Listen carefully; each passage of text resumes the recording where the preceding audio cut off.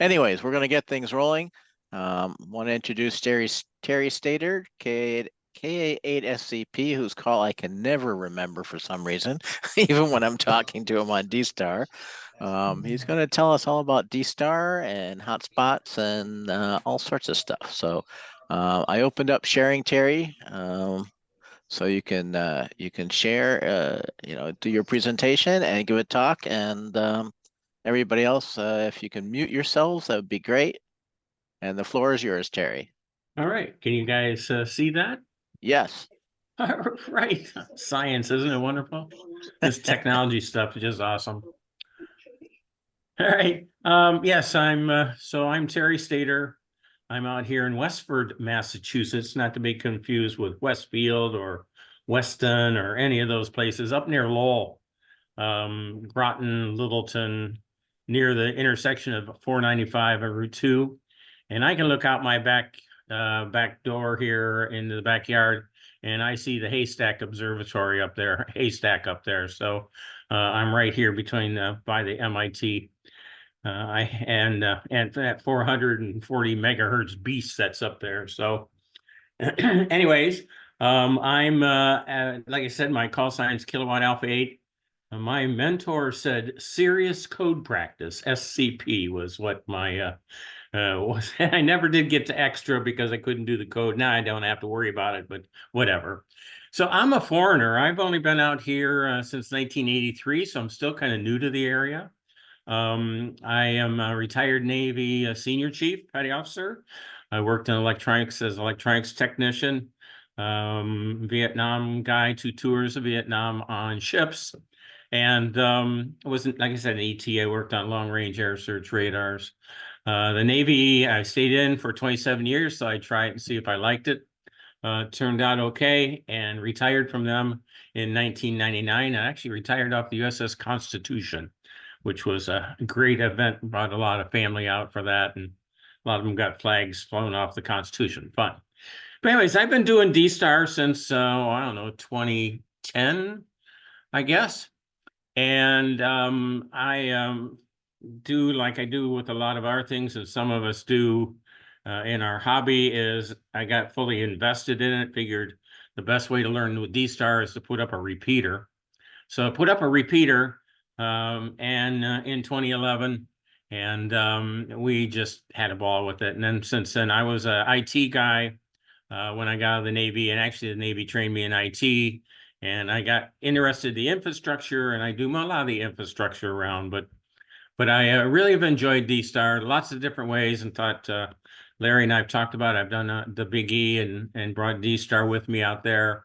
And anyways, it's just been it's been fun. And how come? Oh, there it goes. So thought I'd introduce a little bit about D-Star. D-Star was actually built for amateur radio, different from what that DMR and P25 and some of the other modes are. They were commercial applications that were adopted for the amateur spectrum. Fusion was also built based on amateur radio tech, but it was a C4 FM technology, is a little different. But anyways, D-Star stands for Digital Smart Technology for Amateur Radio. It was developed by the Japanese, or cohort with the Japanese Amateur Radio League, JARL. It's built on an internet backbone. Its capabilities are linking repeaters together, either locally or through the internet using call sign routing. Our repeaters are linked via TCP/IP. Doesn't mean the repeater can't stand alone, just like a regular repeater that we're used to, but it allows amateurs to talk any other participating gateway or any connected station around the world. So it's not unusual for me to have a QSO with my friends back in Ohio, California. I work on systems down in Brazil. I have Iceland station up that I actually helped a guy build. I didn't do it. I did a lot of it remotely, but it works. Wonderful stuff. Advantages of D-Star, it's a digital mode. It operates a lot different. I don't know, I can't see everybody's hands here, but have any of you played with D-Star? Anybody? I see a few hands up and about out there. So D-Star operates on is a more efficient spectrum than audio. It takes less bandwidth. In fact, it takes half the bandwidth of a standard FM repeater. The quality of the signal is better versus analog. But one thing you'll notice about D-Star is, since it's all ones and zeros, you're either in or you're out. There's some things that you'll hear that could be latency of the network or jitter or any of these other things. And we use a term from Star Wars, R2-D2 effect, which is where you're slurring your video. You can see the same effect if you're streaming video on your television. You can see a pixelization of a signal once in a while. It's basically the same concept on audio. So D-Star radios are made for HF, VHF, UHF, microwave. They are, again, besides the over-the-air protocol, they're specified and built to be optimized to work on the internet. Even with the latency and the time delays and the network latency around, we can have very real-time conversations with people all around the world. One thing that's nice about D-Star is that you can have a digital conversation on top of a voice conversation at the same time. Today, there's a lot of folks that will actually be talking on the air, and in the background, they're sending pictures to their ICOM 705 to the screen, or their 9700, or any of these other things, because it can do some wonderful things. Why D-Star? Well, first of all, we know it doesn't have to have big radios, don't have to have big antennas. It is optimized for those that have small footprint homes, apartments, condos. You can do a lot with an HT, especially now in the age of hotspots where you can have your own personal repeater in your house. But a lot of repeaters, like I said, the digital signals have a tendency to carry a little bit better than analog does. And it's kind of nice. It's built and, it's fairly robust. Radios are a lot more ruggedized and are high tech, so to speak. So they're not normally, you won't find them in the bubble pack at Walmart for $19.95 each, like you can. And I'm not demeaning DMR, but I can get a DMR radio for under $20 these days. But it's the same as that the D-Star radios require higher integrity because of the way that they operate in a digital signal and a lot of the processing that's going on. Automatic call identification. So as part of the programming of the radio, you're programming your call sign in. A lot of the radios have GPS built into them, so they do automatic position reporting. Again, that signal goes out. You can choose to have it so that every time you key up, you're sending out your lat long, which can allow you to be, found anywhere on the map. Text and voice simultaneously, like we talked about. This is developed, like I said, I already kind of talked about it. We talked about the DMR system Fusion, which is the C4 FM in the Yaesu world, P20 edge. DMR, it's a little bit on DMR, is that you're actually allowed two voice paths per channel. So some of you that are familiar with DMR know that there's a time slot 1 and a time slot 2. There usually is no GPS, but some of the new technology that's being developed now are using APRS on your radio. So you're actually simultaneously transmitting an APRS signal when you're on key, and that's how they're using that. Fusion has the best audio quality, although a lot of people, just like single sideband, will have an ear for what they're hearing. So some people, there's always the thing about whether it's going to snow or whether it's going to rain or how much snow you're going to get. There's always a quality check that's done on our digital voice signals. But P25 was the original digital mode. That's a lot. What you'll see is a lot of police departments, public safety folks are on that, as well as a lot of that was the foray into getting VHF spectrum down to better utilization. FCC forced that on a lot of communities, like the state of New Hampshire has almost gone all public safety P25. Next Edge is very similar in capabilities to what DMR does, and they are different technologies. They're different codes. They all basically use the same codec, and we'll talk about that here in a second. So this is kind of a map of showing you what's going over up in the top left-hand corner, you're talking about just voice communications. So I got an HT there, or a radio, doesn't matter, mobile or a base station. I talk to a repeater. It goes out to the internet and talks to any repeater that is connected to. We commonly are called reflectors, and we'll get into a show.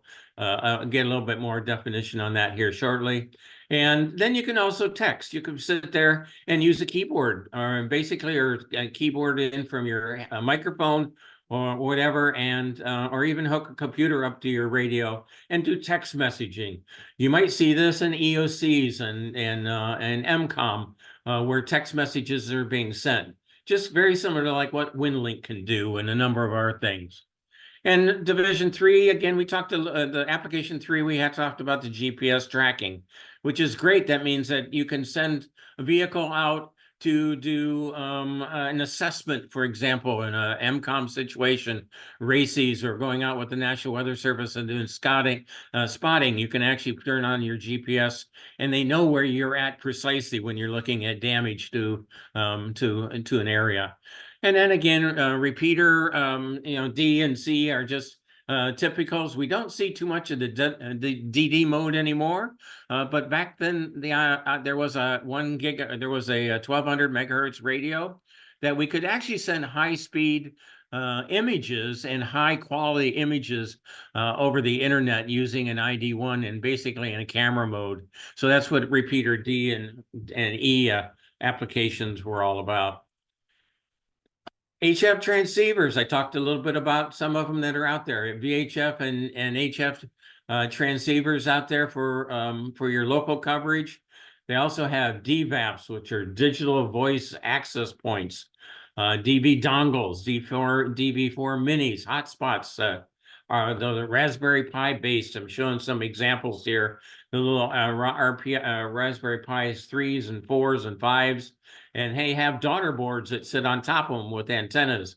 Some of them are dual mode, or dual band, so you can use them in either VHF and UHF.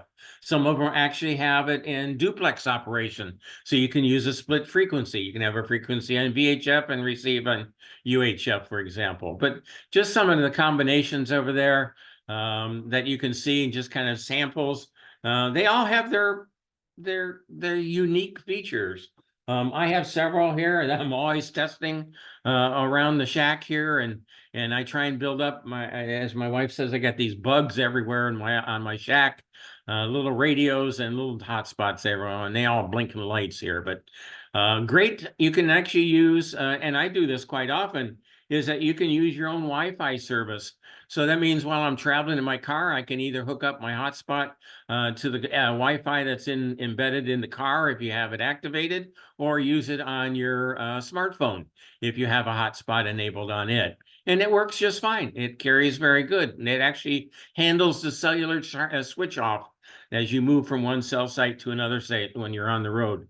I frequently will make trips back out to the Midwest, and a lot of times will either use my car Wi-Fi or my iPhone sitting in the cup holder on the dash, and it will work just fine using my standard carrier service.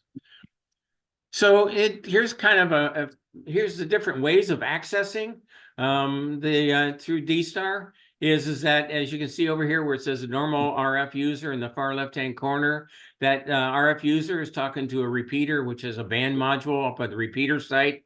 There's a controller up there and going through a router that talks to the internet into a reflector. Reflector, think of it as a voice conference bridge. Think of it as a conference bridge. It's a place where you can have as many reflector or repeaters as you want connected up to it. And I'll show you here a picture here in a moment of a dashboard that shows that there's 80 some repeaters connected and over 900 users connected up to one reflector. So there can be a lot of people connected up.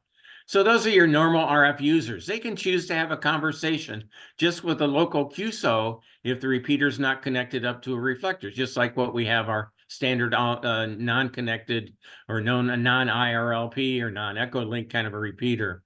And with a DV dongle, don't need a radio. I can use a little DV chip that you can, that's in a little dongle that plugs into the USB of your port, and you can use your laptop to talk to it. and have a QSO right from your DV dongle. So I'm using the computer speaker and microphone.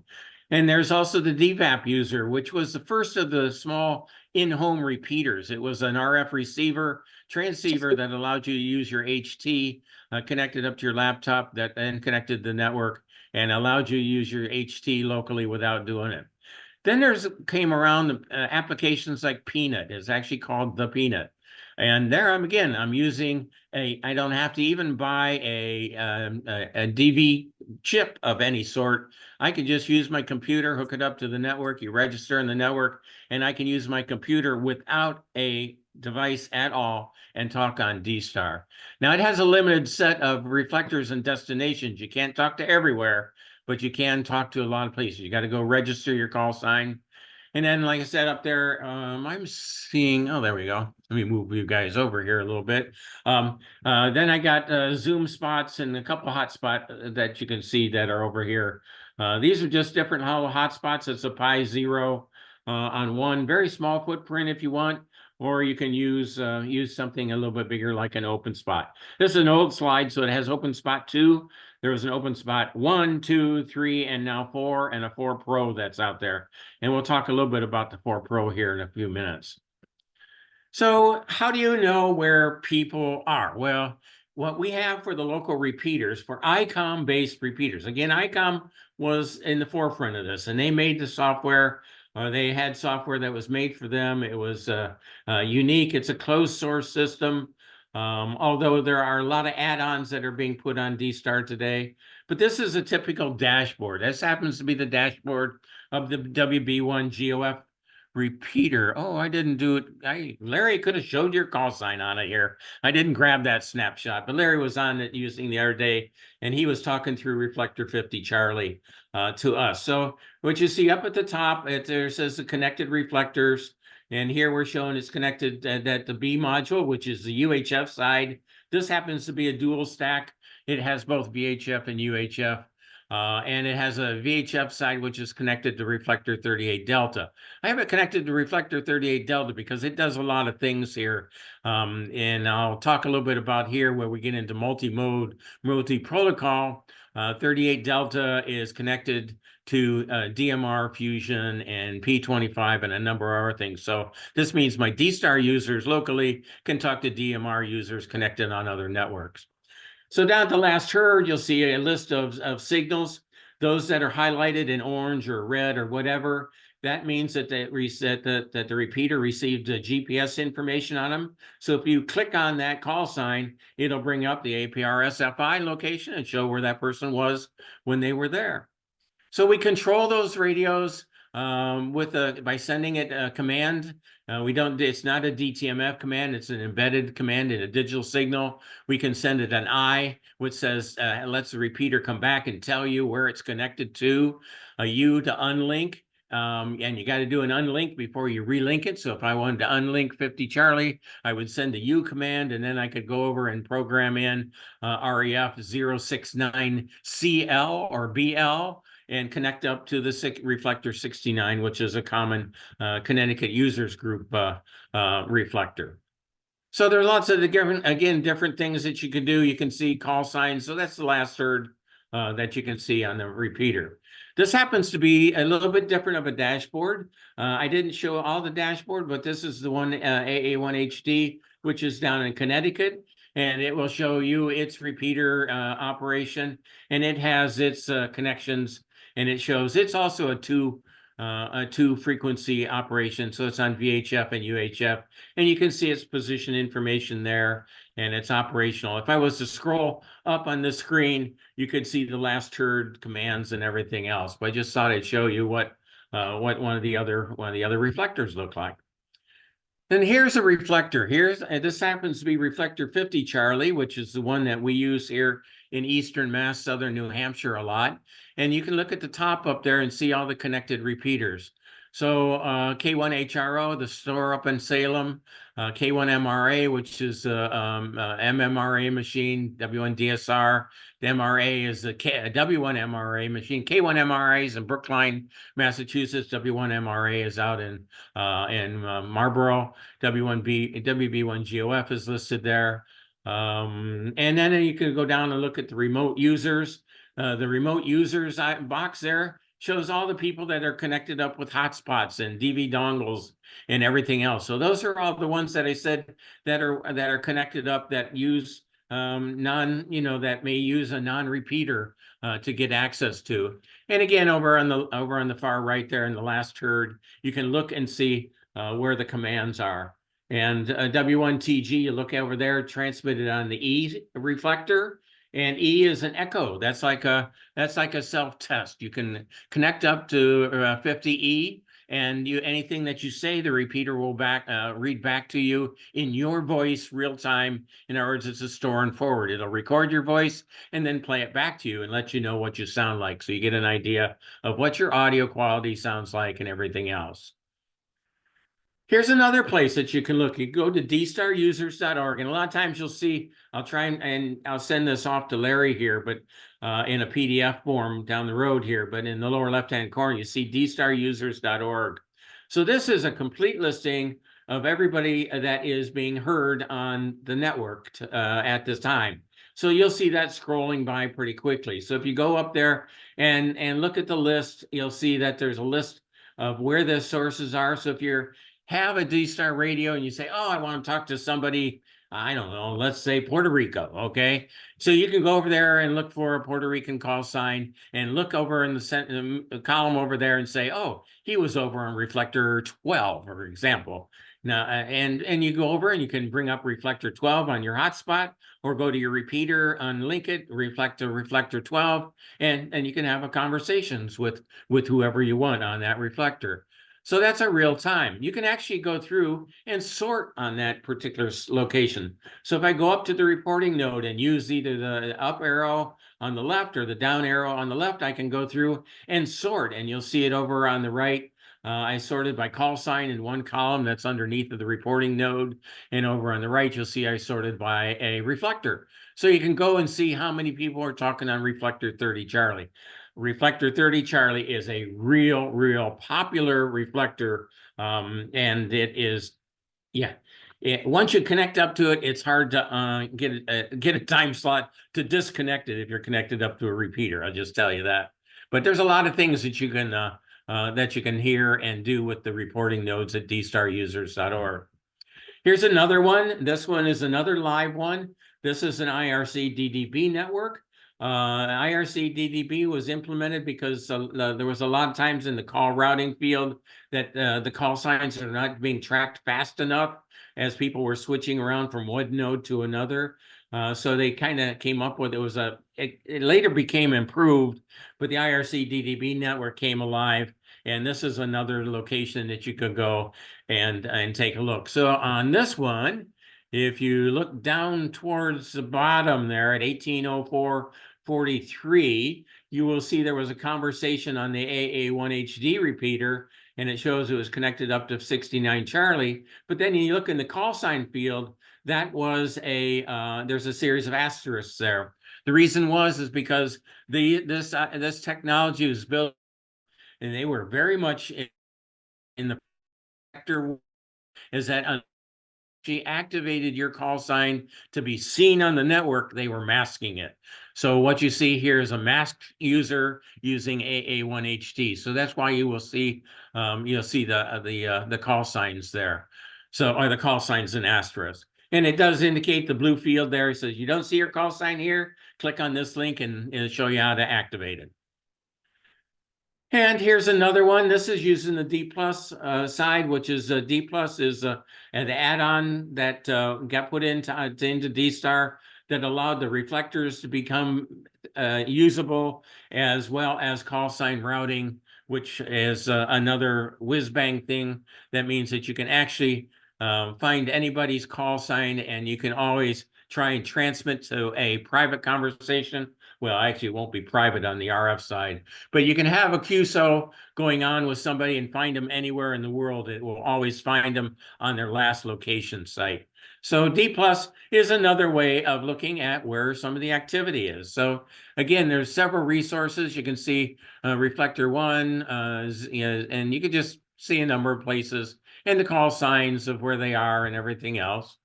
Same way is that you can sort on those fields by clicking on the gateway, or going up to the top and say, show me everybody that's been on reflector 30, typing it in up there. Oops, right where my Firefox homepage. You could put the call sign in on there. I captured that. Anyways, and you can go and look and see where the activity is. And one of the things too is that when Pi-Star came out, Pi-Star was an application that was good for managing the hotspots, developed in the UK by Andy and MD0NS. I can't think what his call sign is, escaping me here. But they used what was called the Open Quad Net as a reporting system. So here you can go and look, and you can find out all the locations of where people are. Again, these are just spots that you can go and see the amount of activity. And if you look at the time clock, you'll say, well, how busy is D-Star? Well, if you go over there and look at that timestamps on those things, that you can see that all those calls happened in less than a minute and a half on the network. So there's a lot of people out there on D-Star all around the world. And you can pick any one of those calls, find out where they are, and go and talk to them. They're all on the air. Here's another place that you can go in and look at by repeater. And I did a search here. Again, this was earlier this year. I did a search and showed all the users that were on the WB1 GOF repeater, whether they were on B or C. And again, any of those, you can click on the call signs. And over on the right, you'll see the API information that shows their position report that's being done, or as shows where they were. So this is over a period of over a period of time of people using directly. So where are the repeaters at? There's a couple tools that you can use. If you go to, actually this is, yeah, I guess I took the search link here, but if you go to any repeaters, newenglandrepeaters.com, nerepeaters.com, excuse me, you can pull up these maps and do a search. So I went in and did a search based on, I don't know, I think I just said Boston, and said, show me every repeater within 40 miles of Boston. So it came up with this map. So here you can go in and look on them, and you can see over on the right-hand side, it'll tell you the frequencies, the call signs of what the repeaters are, and any special information will be listed there. So we won't pick on Eastern Mass. Let's go out here and look at what Western Mass has got. So again, I went and chose Springfield or Agawam, I forget which, and said, show me the repeaters that are 120 miles within there. So it did. So you can see that here shows the repeaters on the map of where they are, and over on the right side. So you can see the two the Feeding Hills, WNKK, which are local to a lot of the folks in the Agawam Springfield area there in Feeding Hills.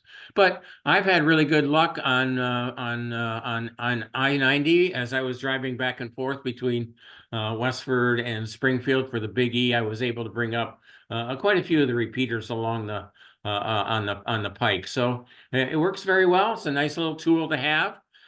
Some of the radios now, a lot of the radios have GPS built into them. And a real cool function is on them is that you can go over and say, find me the closest repeater based on my position, and it'll give you a list either of FM or digital or D-Star repeaters, so you can actually figure that out. And I'll show you that here in a minute or two. And again, I went and did a search again at the Any Repeater site and said, show me everything that is D-Star. I went and did a search on D-Star itself, and it just lists the D-Star repeaters that I think I said, let's use Springfield as a base. Or no, this one actually is just frequency sorted. So you can just see by frequency where the repeaters are. And over in the links and column, which is the second column from the end over there, it'll tell you what net they are on. So that means it'll tell you what reflector they are on. So even if you have a hotspot in your car and you want to talk to somebody locally, you can, you may want to connect up to reflector 69 Charlie and say, oh, look, all these guys are in Freetown and or Meriden and Brookline or wherever, and you can have a conversation with local hams more than likely. And again, I went and looked at the UHF side, and as you can see, lots of UHF side. There are a lot more UHF D-Star machines than there are 2-meter machines, and that's because 2 meters is a lot more popular in the analog and the voice side, but the frequency available frequencies is out here east. Anything east of Worcester are almost impossible to find an open pair of frequencies because there are so many repeaters in use out eastern part of the state.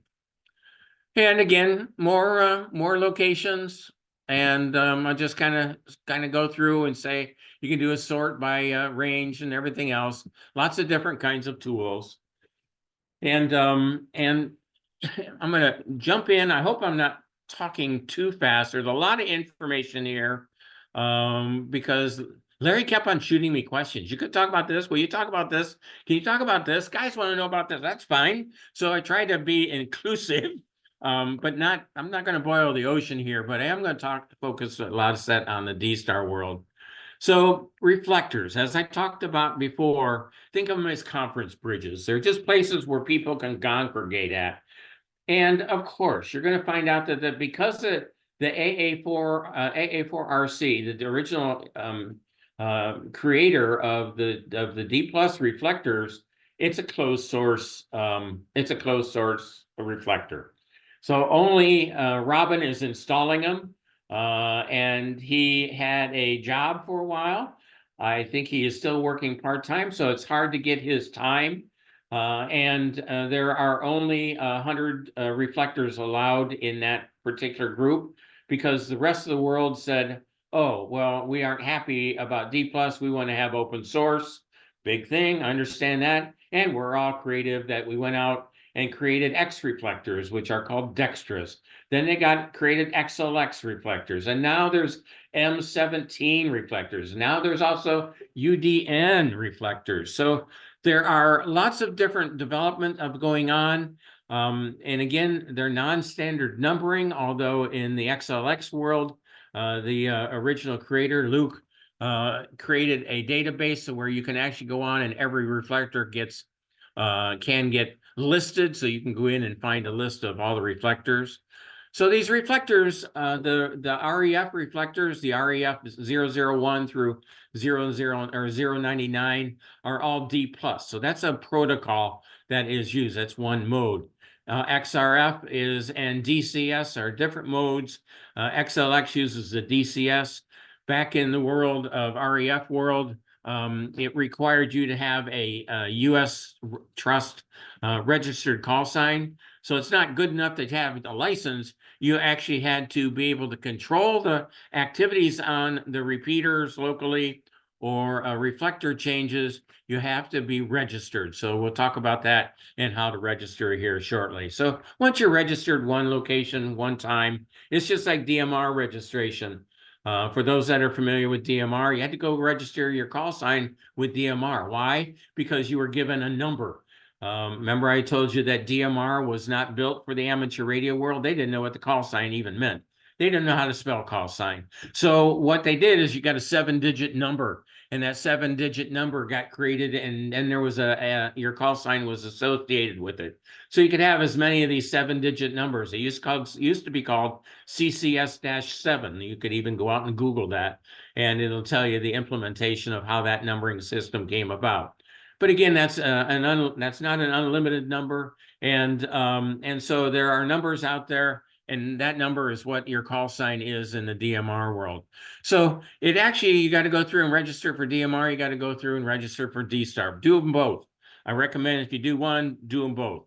If you have a DMR ID and don't have your call sign registered with D-Star, in this world today of where we're doing multi-mode and multi-protocol, you want your call sign to show up properly in all these locations. So you should register in both locations. And there's some links there. D-Star info shows about the data, shows where a bunch of the reflectors, and it'll show where their homed are. But in today's world, it doesn't matter whether the reflector is located in Chicago, New York, Westford, Massachusetts, or Springfield, or wherever. Anybody can use it. It's open to the world. It's not restricted as to who can do it. Anybody that can see it on the net can use it. Same way with any of these open quad ones, 757, and even XLX 978 down there, which is a reflector I put up in the XLX world. And we can talk a little bit about that. And I'll show some examples of that, some of that stuff here as well. So, and oh, speak of that, here is XLX 978. I've been working on this one for a little bit. I've actually made it into a little bit of what I call a portal. So this is this reflector handles D+, DMR, Fusion, Peanut.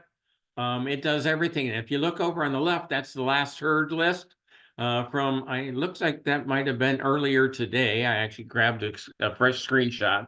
And over on the right, you can see I've tried to label each one. So we have, these are different ways of you can connect up to a single reflector and connect up through A through Z. And these are the ones that I've listed out here. So A, B, C, D, E, or no E and F in this one because I'm using those for special use right now. H and I, and S is kind of an unusual one we'll talk about here briefly. But so you can see that connecting up to 978A is going to tie me into Peanut. You look up at the black lines up at the top.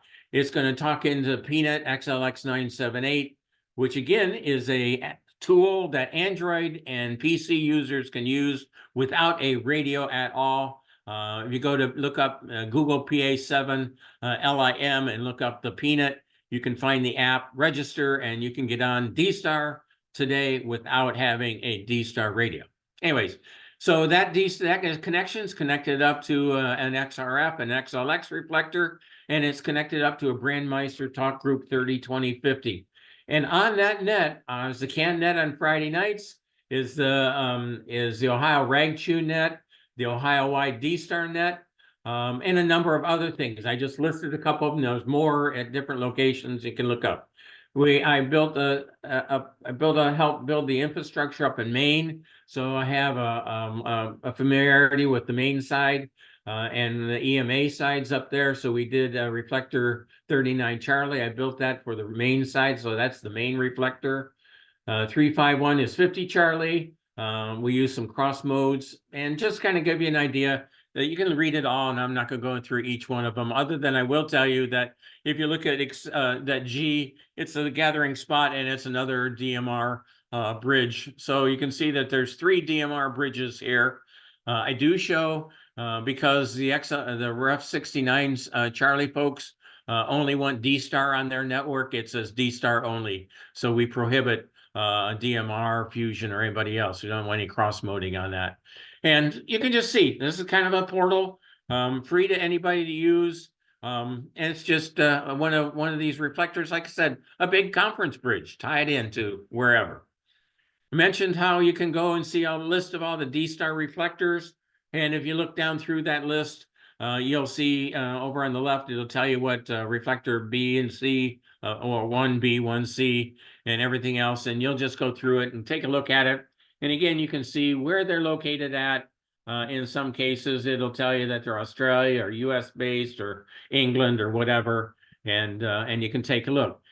Different tabs up there, the green tabs, reflectors. They also have the nets. So you can go through, and they do pretty good job. It's user input. So it's not like this D-Star info guys, which is just 2 guys, originally from the Georgia D-Star group. They are trying to keep up with all those things, but it's user fed. So if you don't update it here, it's not going to get up. Remember I talked some of the business. I took a look at reflector here a little bit earlier today, and now you can see, as before, you look, when we saw 50 Charlie, we saw what, 5 repeaters connected. And here, as I'm looking at that, there are 901 remote users and 50 gateways. Gateways is what are essentially repeaters. So you can look and see that on reflector 30 Charlie, you can actually see that there are a lot of users on there. Because this is such a busy user, we don't want people experimenting, kerchunking, playing with things like that on the reflectors. Don't connect multiple. I can tell you right now, if you have multiple hotspots at your home and you connect both of them up to 30 Charlie and listen, that one of you are going to get locked out. okay? And in fact, you may get your call sign locked out completely, and all of a sudden you'll no longer be able to do it. The reason is because these do have capacities of somewhere of about 1,000 users simultaneously. You don't want people just sitting here camping on it and with 5 hotspots in their house because they're listening to different things. I don't, for whatever reason. So each reflector has, can have an average of 50 some users or 500 hotspots. But that's those are the busiest ones. And again, we just ask that you don't go there and camp, go and have a QSO. As I mentioned to you, if you connect it up to it with W1KK, because the reflector is so active, it's hard to send that U command in between to unlink it. So although it's possible, it just is, it's got its busy times, let's put it that way. So we mentioned about the registration. You don't have to be registered to talk. You can talk on the W1KK machine amongst yourselves and have a local QSO on the repeater. Unless you are registered, you will not be heard on the network side. So as we talked about earlier here in this repeaters were connected up usually with a router out to the internet. So if you look at a programming of your radio, if it has the W1KK space G in it, the G means it's using the gateway or the gateway out to the internet. Well, that's fine, but if you don't have it registered, your call sign shows up as illegal and invalid out on the network, so it doesn't get transmitted. But it doesn't prohibit you from having a local QSO. Registration allows you to do the linking, so you can take a repeater and link it to someplace.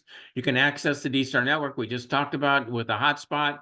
Get on the air, get on the air first and get a radio, and then register. I recommend people use the regist at dstargateway.org. Add the 2 default terminals. You'll see them over here. Down here, just register one as an access point and one is your basic call sign. I'll have some people that will go in and say, oh, I can register up to 8 call signs, so I'm going to register or 8 different A through Z letters to theirs. So I can tell you right now that you only are going to be usually transmitting one radio at a time. I only got one hand, although I could be operating 2 radios, I guess, with 2 HTs. But we suggest doing at least what we call the basic call sign or the default. Just put in your call sign with no letters on it. Make that your primary call sign. And then for those of you that have the internet-based radios, not internet-based, those that can get connected up to the network with terminal modes and things like that, like the 9700, the 52s, 5100s, and all these different radios, that you end up registering one with an access point.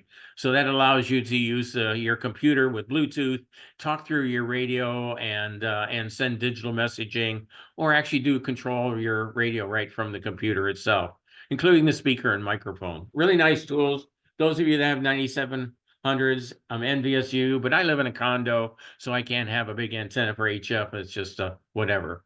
So buy the equipment, get on the air. You don't need, actually, like I said, you don't need much in the in the radio world these days, because you can get by with just as I'll show you, $120 piece of hardware and get on the radio using your computer, or you can use the Peanut and get on a limited subset of repeaters and reflectors. Talk a little bit about DR mode here. And again, I'm trying to move through this a little bit. There's a couple more slides here to go through.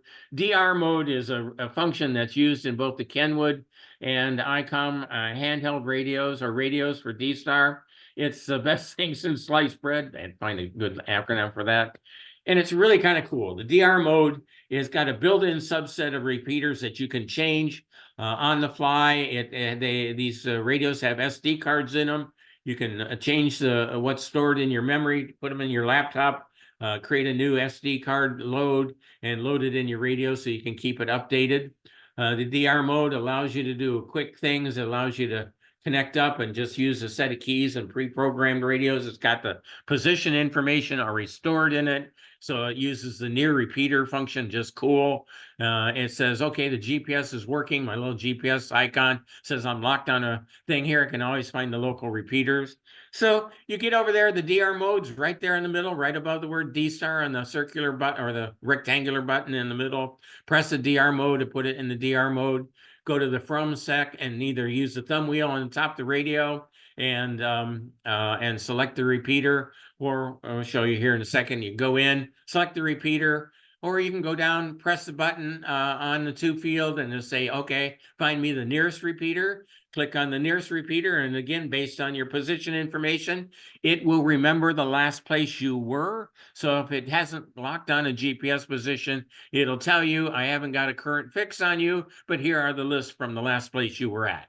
And once you find the repeater that you want in that list, press the blue button in the center to select it, and now you'll be selected. So I'm getting a list of them. So Westford, I got the 2 Westford ones that didn't show up, but Londonderry is the next closest one. And again, I can use the thumb wheel and oh, somebody just went on 69 Charlie. I had Peanut up in the background here. I don't know. Did you guys hear that?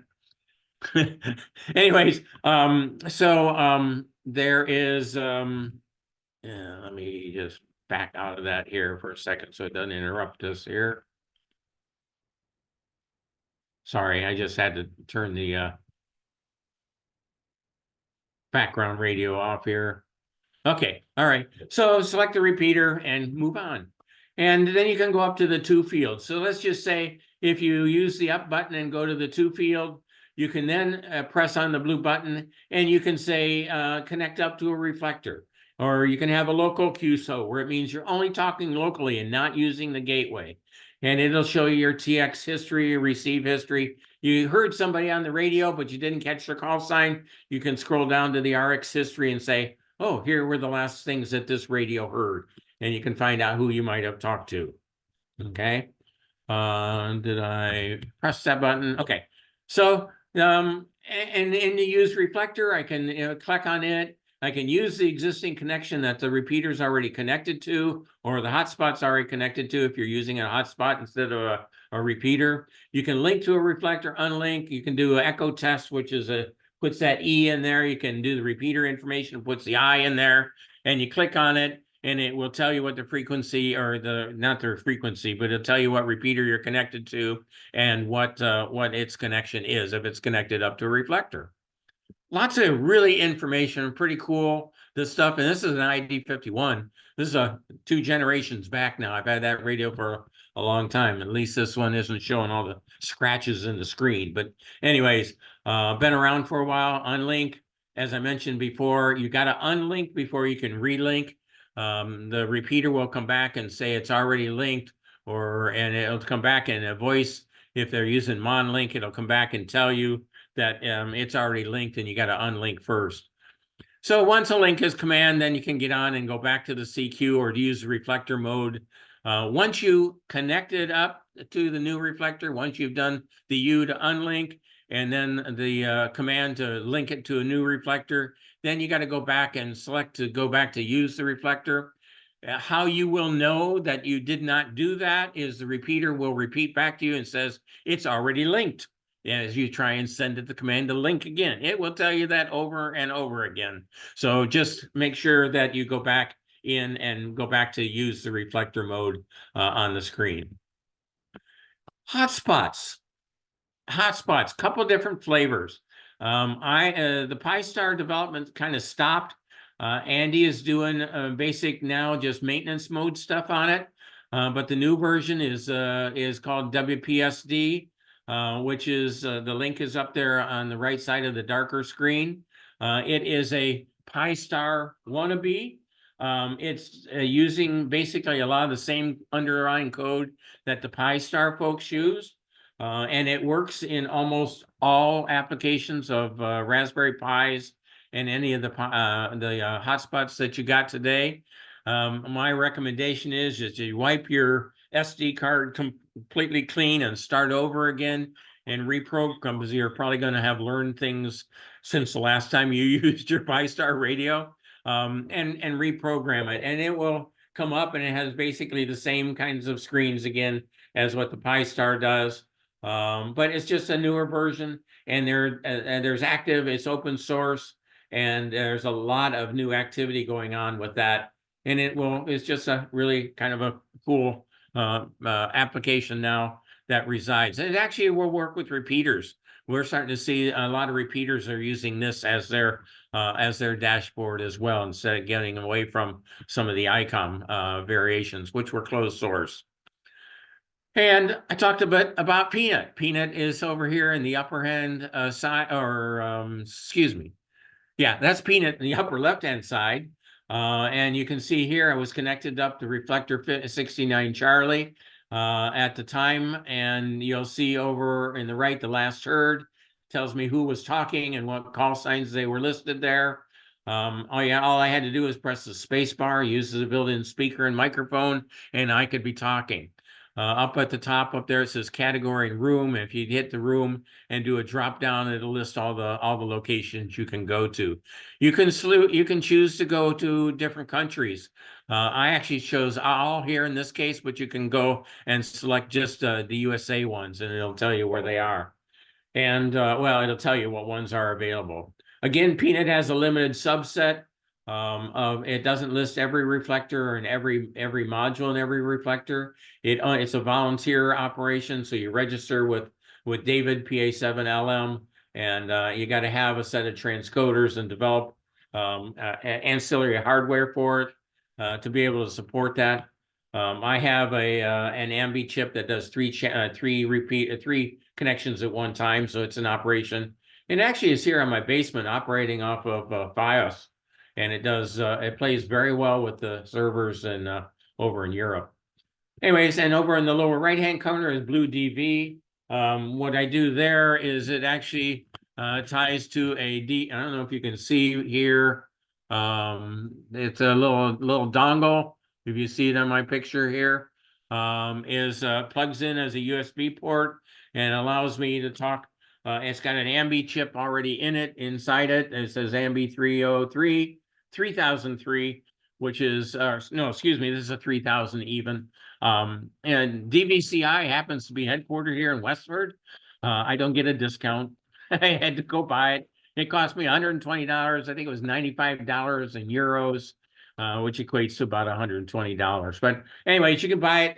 There's variations of it. I'll show you here in a second. Oh, there they are. So you can get it as known by various different names.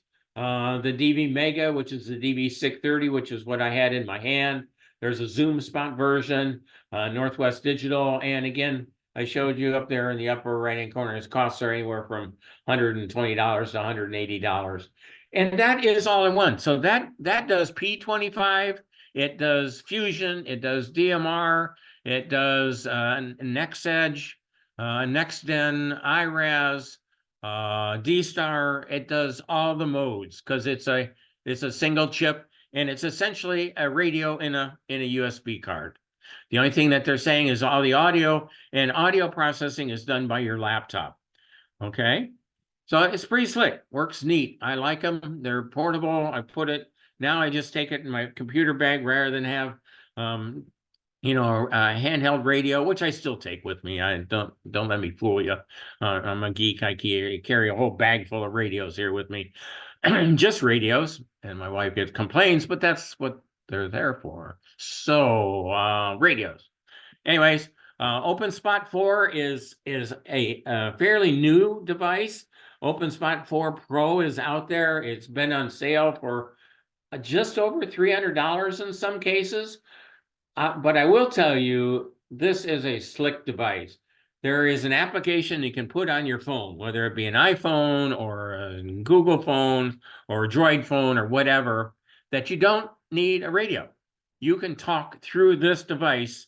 So I have a friend that just went over across India, and he was working license and has taken his, even though he was on a hotspot, he says, "Oh, I don't have to have a radio. I'm just going to use my phone." And he was able to connect up to it with his hotspot with his phone, and there was no RF being transmitted. It was done strictly over the network.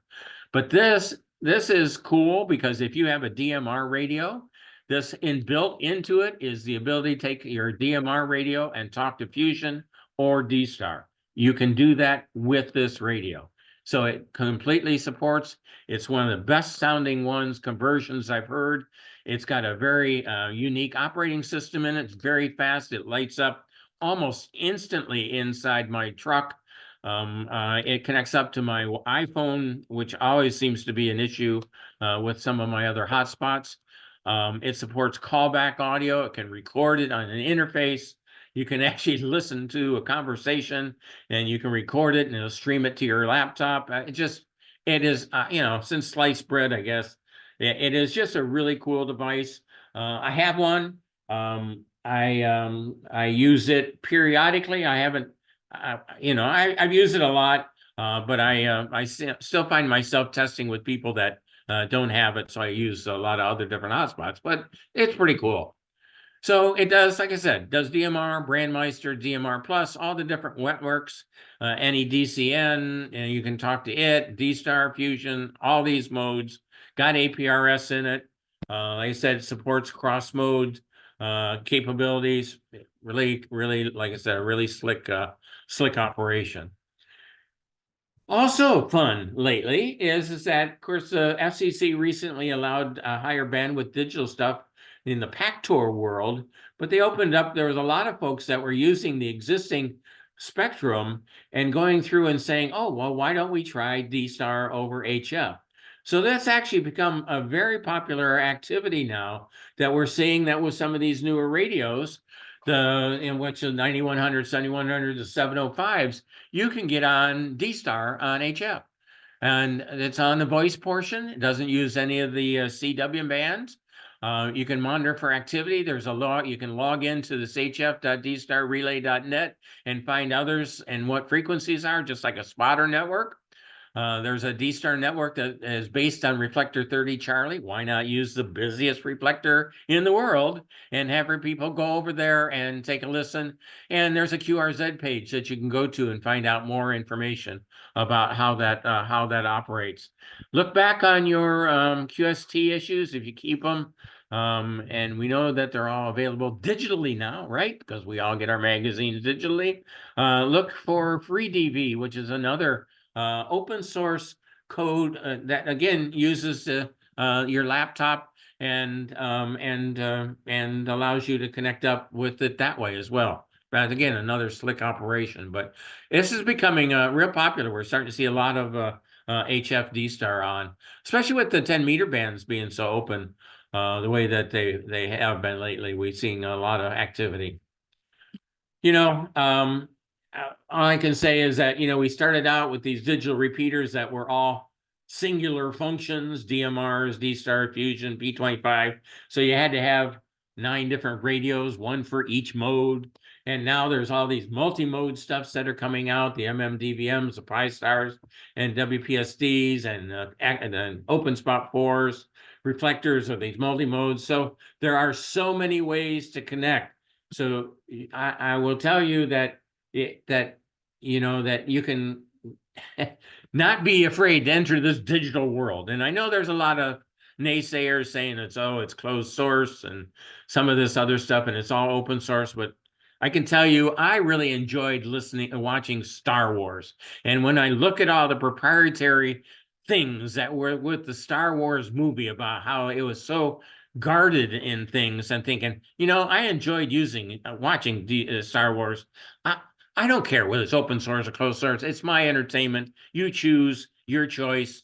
But I'm just telling you is that there's a lot of things we have around us about, heck, your toaster probably has proprietary information in it these days, but who knows? I know our refrigerators do, right?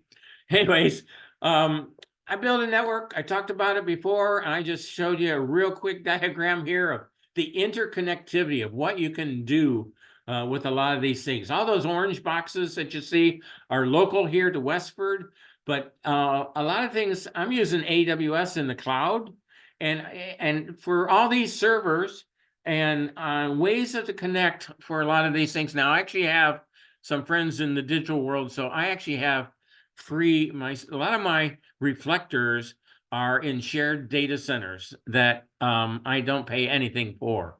But I do have some stuff in the AWS cloud, Amazon Web Services, and I think I'm paying $12.50 a month for 4 servers. So it is cheap money. It's fun. I do it for the entertainment purposes and you know, whatever. It's just that you can do so much today with some of this technology. And what we can do is we can interlink all these things and provide ways for people to talk to people. And I will say that as one thing I've noticed on the repeater side is there aren't as many people on repeaters as what there used to be. First of all, COVID was a big thing. COVID drove everybody to stay at home, work from home, and we had different kinds of work hours. So there weren't as many commuters. And even with some of the commuter force going back to work, there are so many things that you can do. Hotspots. Oh, I'll say they're the Dane of repeater owners because everybody has a repeater in their home if you have a hotspot. So why use the local repeater that's connected up, especially in the DMR side?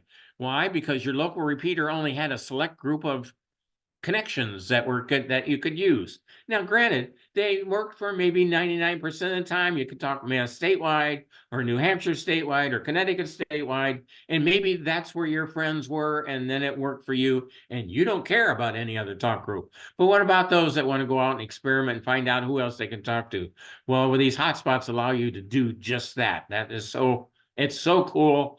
I'm enamored with them. They're everywhere around my desk here. I had to find a clean off a spot for the computer to sit. So, you know, it's great technology. And again, this is a hobby, guys. We get to do, guys and gals here, we get to do what we want and build what we want, and it's fun.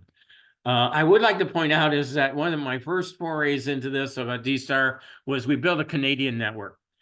On a Friday night at 9 o'clock, we could have 103 repeaters connected up simultaneously to connect the Canadian network.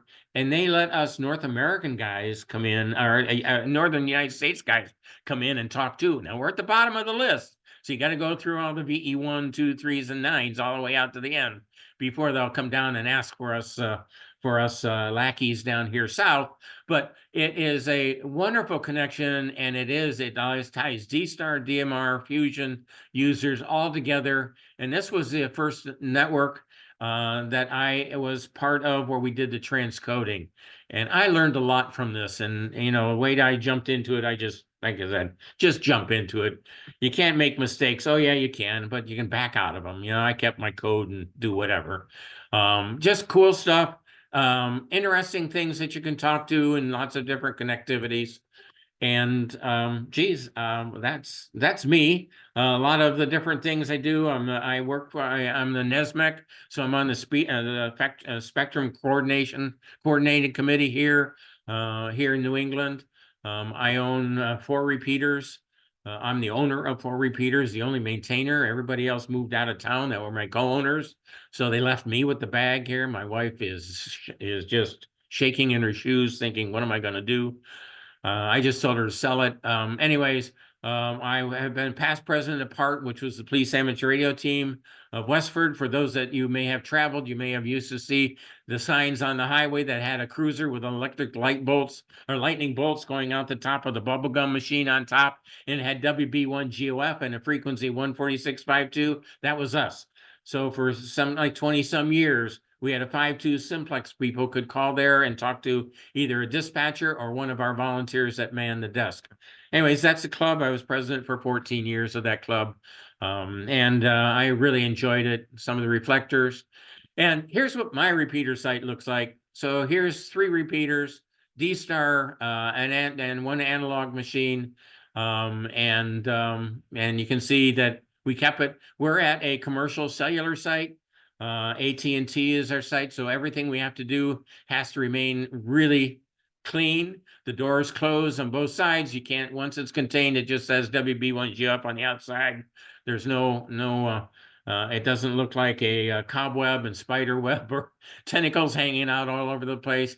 Every time we make a change, anything in the RF environment, we have to go through the approval process. It is a Homeland Security site because there's a lot of other things at this water tower site. But I thought, here's cool. You want to see it? Here's here's what my water tower looks like, and here's the view. This is looking east, and way out there on the end is downtown Boston. And from the airline terminals at Logan Airport, I can use my HT, look out to the west, and I can key up my repeaters with 5 watts or 2.5 watts. So this is looking east. Those are the mountains in New Hampshire that you see up there on the end. I don't swirl all the way around to where you can see Wachusett. Haystack will be coming up on the left over there. Oh, and he dips down just before you see it. But anyways, so the old water tower on the right, because I'm associated with the town government, we're part of the emergency management, and because our operation is quasi-government, I actually leased with Cellular One back in 1990 for $1. I still have that dollar attached to the contract. Then I finally got some people that wanted to ride on top of me. Was Westford Police Department and Westford Fire. We shared the lease, and now we all have our own. But that old water tower to the right is now down, and this is a singular one. You can see this water tower. You're traveling up Route 495, and as soon as you go by Boxborough, just north of Boxborough, and you look out on the horizon, you'll see this white beast up in the air. It sits at 600 feet. You think, oh, that's not much. You guys got bigger hills out there. But it is nice for us. We have a terrific view. I can be up in Gloucester with an HT and get into the repeater, which is up in the North Shore. Larry, of course, you can get up on the bridge crossing over from New Hampshire into Maine, but even on the other side of the bridge, we can hit that repeater from there. I have guys with HTs in Manchester, New Hampshire. Just a really nice site, really happy, very noise-free, quiet, can't ask for anything more. And that's my presentation. And I went through it pretty quickly here, but I hope I didn't overwhelm. Like I said, I'll get the slides to Larry so you guys can take a look on them. But anybody have any questions? Anybody have any answers? That's more important. All right, muted everybody. Anybody have, if you have a question, raise your hand and we'll call on you. Or go ahead, Jürgen. Yeah. Yeah, thanks, Terry. Great presentation. A lot of the information went over my head. Yeah. So it was too much. I don't know anything about Fusion. I'm using DMR. Okay. So I notice there's not that much difference. However, you didn't explain how do we get to a talk group, or you have something similar on Fusion? Yes. So Fusion has its own set of talk rooms as well. So they're called YSFs. And whoa, God, this age thing is getting old here, but there's another group. There's another group that they call, but you can find, and they basically have rooms in Fusion as well. So what's kind of nice about the XLX side is that you can call up a YSF room that equates to the XLX room so that we can talk to each other. But there are a bunch of users. One of my slides. No, sorry, one of my. Well, wait, Jürgen, do you mean Fusion or do you mean D-Star? No, I mean I'm using DMR. So what do you have similar like DMR? You have talk groups. Okay. Well, see up here on this particular slide, see where I have up there where it says over in the upper left-hand corner, it says YSF. So there's a room number there, YSF 85560. So that is a room that you can go to on your Fusion radio. You're going to have to be using a hotspot, okay? Unless your repeater, if you have, do you guys have a local Fusion repeater there in the area? There's nothing local for Fusion within 40 miles of here. Yeah, so that's pretty typical. Yaesu was giving away those DR1s and DR2s, and they did both FM and Fusion. And a lot of guys was, oh, I'm going to get that, and I'm just going to keep it on FM, and that's what they did. So they got these repeaters for really, really cheap and free in some cases, but they only had to put them on the air and whatever. But there are a lot of people that aren't using the Fusion side of them, so we encounter that a lot. But you can with a connect 8560 room And there are other people there, but there will be other people that are also connected with DMR and Fusion. But there, if you look up Fusion, if you go and Google Fusion rooms or YSF rooms and Yesu, if you Google that, it'll come up and it'll show you all the various rooms that you can go to. And there's a couple of them here. We have a couple of Fusion repeaters that are active here, and most of them are cross-connected because not everybody has a Fusion radio is within range of a Fusion repeater, especially some that are on people's garages or their home versus being on a high site. So what they do is they link them so they get more users together and get more activity on their repeaters. But they're out there. It's its own world. It's its own isolated world if you want. But what we're trying to do with these interconnectivity things is allow people to communicate across modes. So it's becoming more and more. A lot of times you won't know whether you're talking to another Fusion user or a DMR user. It's Fusion to you. D-Star is great. I was down in Westerly, Rhode Island 6 weeks ago, going through Reflector 50 Charlie, talking to Don N1PMB, who used to be from this area. He lives down in New Bedford area. Yeah. And I talked to him for a good hour until I was just north of Hartford when he got to his destination. And I was, at that point, 20 miles from home. Yeah. And continuously, and that's through the little hotspot in my car and hotspotting my phone. And as long as I had phone service, which I did the whole way, we held a constant conversation for an hour without either one of us dropping it in our travels. And I think he went from like Boston area down to New Bedford area. So we have a lot of folks that do that. And it's the same way with 69 Charlie, which is a Connecticut group. Yep. And they do the same thing, and that you can be on repeaters or on hotspots and talk to people from one end to the other, from New York to New Jersey and wherever you go. I mean, it doesn't matter. Yeah, I did that a lot too. Going on trips to Ohio, I would listen to 50 Charlie and talk to all my friends back in New England. We did that on the way either to or from Dayton. I was talking to a guy through 50 Charlie who was down in Florida.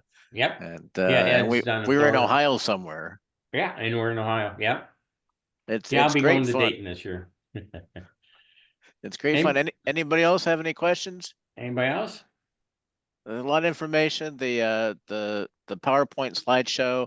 I got a new Terry. one for you. Yep, and we'll post that up on the hcra.org website, and the recording for this will go up there too. I'll get that to Vanessa, and she'll do her magic, and this will go up in the list of things for videos there, because Terry is, as everybody saw, is super excited about digital audio, and he's also available if you have questions. You can drop him an email or or contact him. Jürgen, you have another question?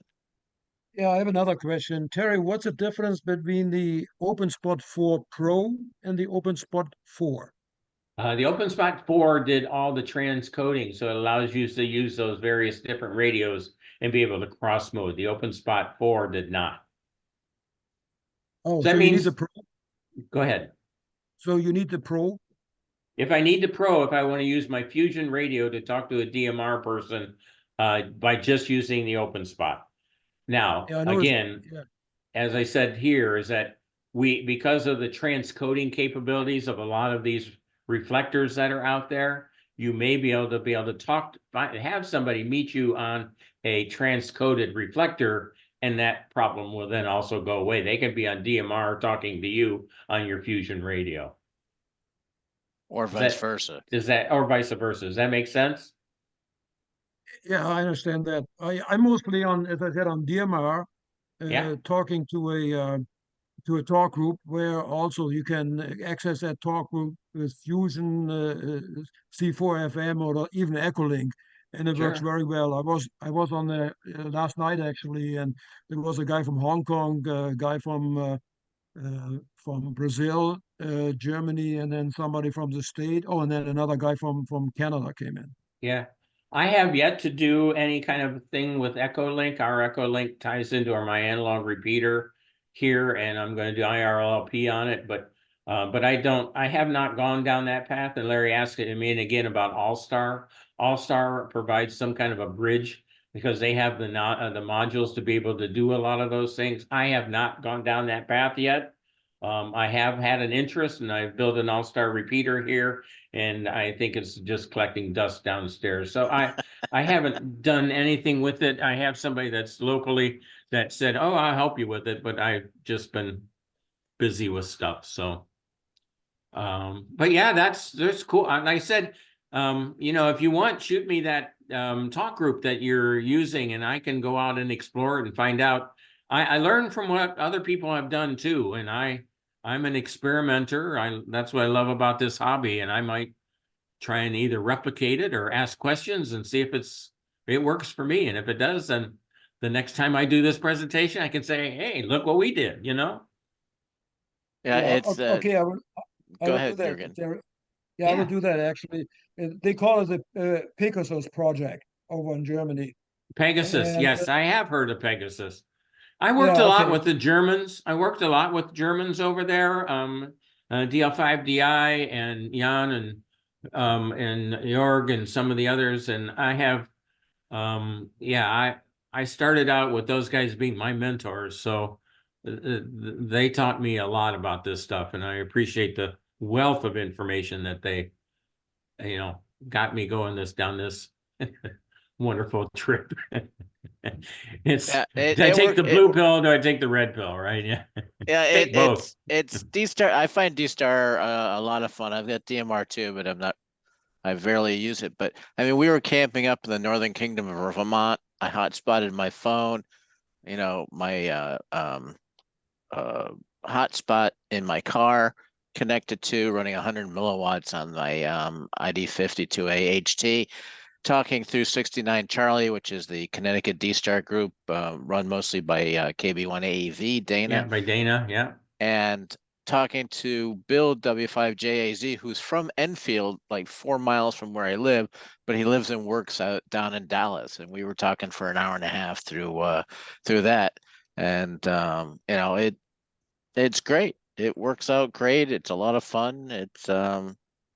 Hey, we even put a D-Star machine up in Caribou, Maine, and I built. So I have a ball with that. And they keep on telling me I should come up and see my works. I built it here and sent it to them. So it's and so I maintain that one up there. And they says, "Oh, we got a great place for you to stay." And I'm thinking log cabins and you know, igloos and whatever. Go up and you won't be seen again for the next 4 months. You'll be buried something like in the that. snow. Yeah. Oh, just hop in the car and come up. Yeah, 6-hour drive, right? Yeah. All right, one last call. Any other questions or anything? If not, Terry, thank you very much for the presentation. It was awesome. My pleasure. And, we all thank you very much, and we'll be in touch. Hopefully, we'll hear you on the air too. We'll talk to you on the air. Yeah, you will. You'll hear me. Everybody have a good night, and everyone.